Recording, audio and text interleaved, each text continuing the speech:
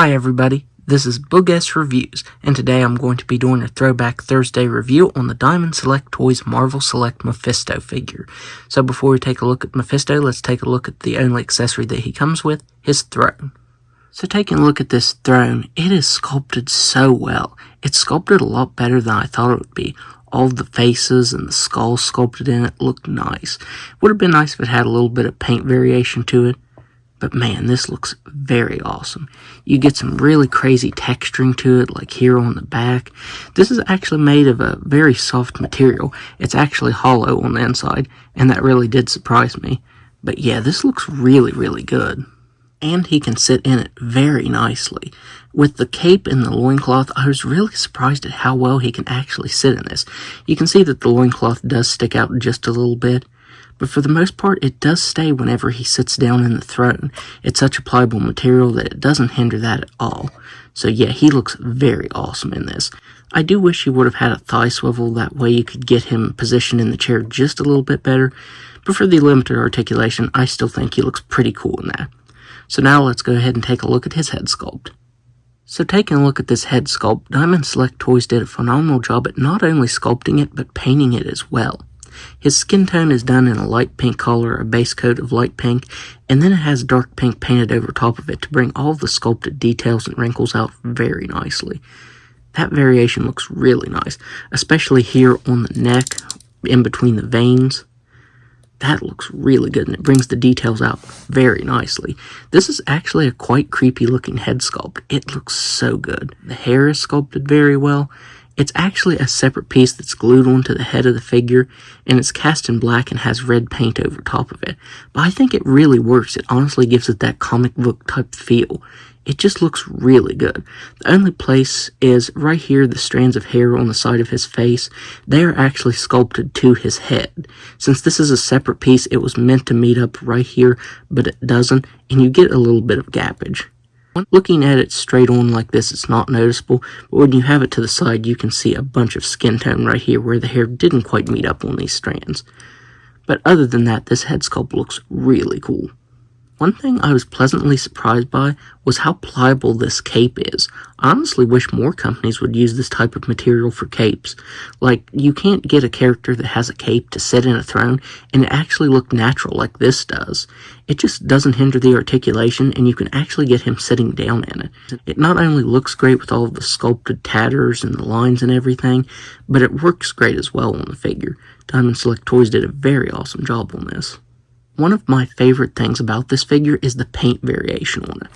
So looking at his torso right here, it is cast in this dark red color with this lighter tone of red painted over top of it, and it looks so good. As I said, the variation really gives it that comic book type of feel. The way the material's stretching over top of his body, that looks really good. For some reason, this is the only part that's cast in that dark red. His arms and legs are cast in black with light red painted over top of it. But it still looks really good. The veins running up his arms looks very nice. If you lift his cape up and look at his back, he has some really awesome sculpted detail back here. You can see his spine showing through his skin right here, and the material stretching around that. That looks so good. That paint variation is stunning. Now, the hands are sculpted in a certain way so that he can grip his chair, and it kind of looks funny if you have his hands down at his sides like that, but if you have his arms up like this, that actually looks pretty cool. Honestly, it doesn't look too bad if you have his arms down, but I probably will be displaying him like this because I think that looks very awesome. The legs being cast in black with that light red paint over top of it, that just looks so good. Even some parts where the red didn't get painted on fully, where you can see a little bit of black showing through, that honestly looks good. It looks just like paint variation. You'd honestly never know. It just looks fantastic. The only real complaint I have with it is down here on the right boot, you can see it has a bunch of red paint to it, and this one doesn't. It has a bunch of red paint right here, and that's it. I wish the paint would have been consistent between the boots.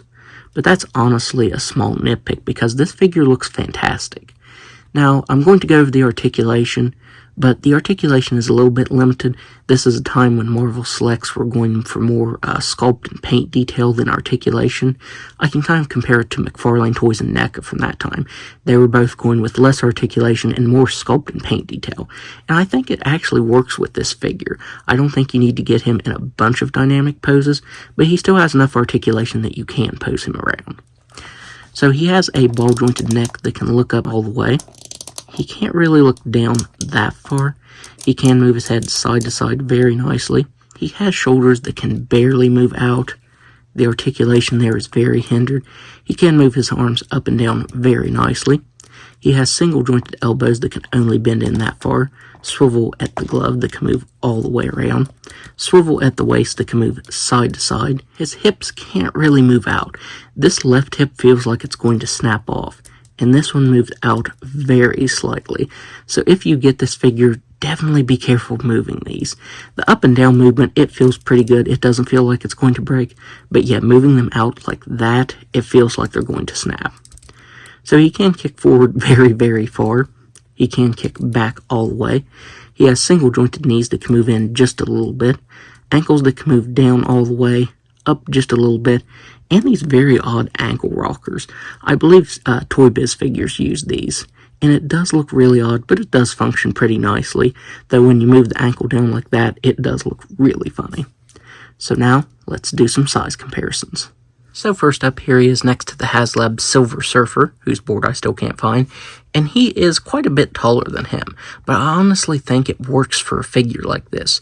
With Marvel Selects, I tend to only pick out the ones that I can use with Marvel Legends, but with Mephisto, a character that can change his size, appearance, and anything like that, the size difference doesn't bother me at all. I think it looks very good, actually. Here he is next to the Hasbro Riders Ghost Rider figure.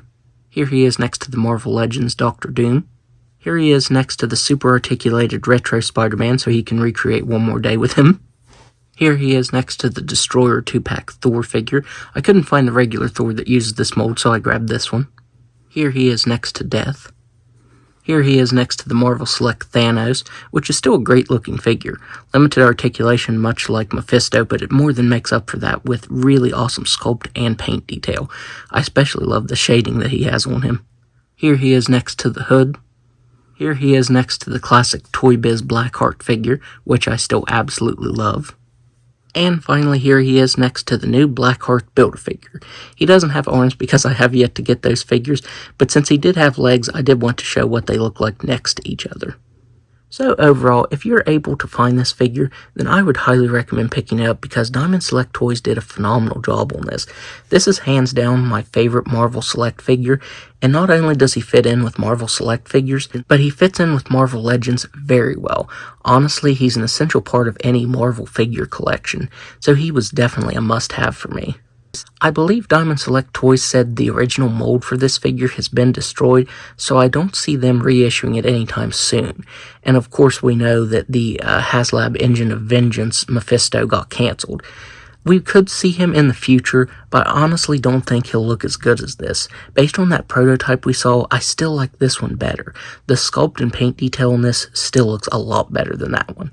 So yeah, if you're able to find this one, or if you want to give the price that this one's going for now, then I would recommend picking it up because Diamond Select Toys did a fantastic job on it. So that's my review.